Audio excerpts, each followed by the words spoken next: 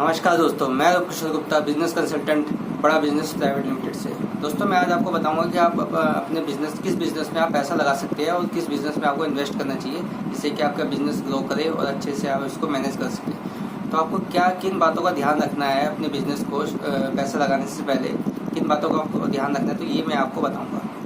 दोस्तों, आपको अपने बिज़नेस में आपको ये ध्यान सबसे पहले ये चीज़ देखनी है कि अगर कंज्यूमर का बाइंग बिहेवियर बदल गया है, मतलब अगर प्रोडक्ट की मार्केट नीड कम हो गई है या प्रोडक्ट की सेल कम हो गई है या फिर उसकी ग्रोथ कम हो गई है और मार्केट में डिमांड नहीं है उसकी, तो इस केस में आपको अपनी एडवर्टाइजमेंट बिल्कुल नहीं करनी है कभी भी। इस केस में आपको क्या करना है, या तो प्रोडक्ट आपको चेंज करना पड़ेगा या फिर आपको इंडस्ट्री चेंज करनी पड़ेगी। तो ऐसे केस में कभी भी आप मार्केटिंग में पैसा वेस्ट ना करें, ना एडवर्टाइजमेंट पैसे वेस्ट करें, आपको प्रोडक्ट बदलने का टाइम आ गया।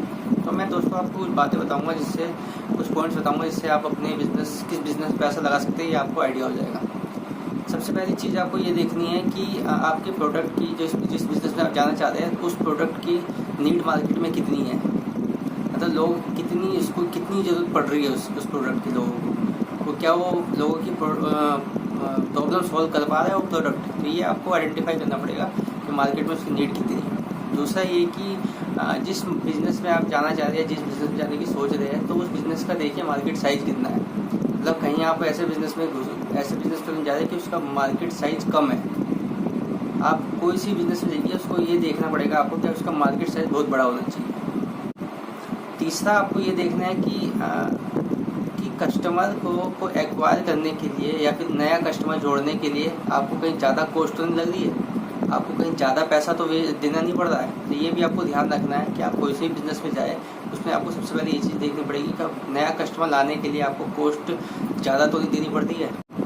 चौथा आपको ये देखना है कि प्रोडक्ट जो है वो यूनिक होना चाहिए और डिफरेंट होना चाहिए, क्योंकि कुछ प्रोडक्ट में आपकी कुछ नई बात होगी या फिर कुछ लोग ओल्ड प्रोडक्ट से, आपके कॉम्पिटिटर से कुछ अलग होगा, तभी लोग आपकी तरफ अट्रैक्ट होंगे, तभी लोग आपका प्रोडक्ट लेंगे। तो ये आपको देखना है कि आपके प्रोडक्ट में क्या यूनिकनेस है और क्या डिफरेंट।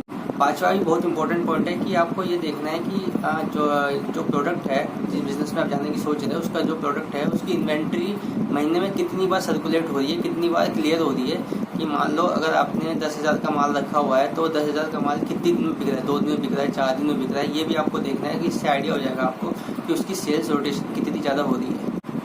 छठा आपको ये ध्यान रखना है कि आपका जो कैपेक्स है, कैपेक्स मतलब कैपिटल एक्सपेंडिचर, तो स्टार्टिंग में आप कहीं कैपेक्स में ज़्यादा पैसा तो नहीं लग रहा उस जिस बिज़नेस में आप जाने की सोच है, तो ऐसा बिज़नेस ढूंढिए कि इसको स्टार्टिंग में ज़्यादा कैपेक्स में पैसा ना खर्च हो, ज़्यादा कैपिटल इन्वेस्टमेंट या इंफ्रास्ट्रक्चर में स्टार्टिंग में ज़्यादा पैसे खर्च ना हो। क्योंकि अगर ज़्यादा पैसा आपने स्टार्टिंग में ही खर्च कर दिया तो आपका वर्किंग की जो कैपिटल है, वर्किंग कैपिटल आपका ब्लॉक हो जाएगा और आपको बिजनेस में आगे बढ़ाने के लिए पैसा नहीं होगा आपके पास। तो ये चीज़ आपको ध्यान रखना पड़ेगा कि कैपेक्स में पैसा कम लगे। तो ये 6 पॉइंट को आप इम्प्लीमेंट करके, 6 पॉइंट को दिमाग में ध्यान में रख कर आप ये सोच सकते हैं कि आपको किस बिज़नेस में पैसा लगाना है। तो दोस्तों, ये मैंने 6 पॉइंट आपको बताया, तो ये आपको ध्यान में रखना है और ये ऐसी वीडियो हम आपके लाते रहेंगे। वीडियो देखने के लिए धन्यवाद।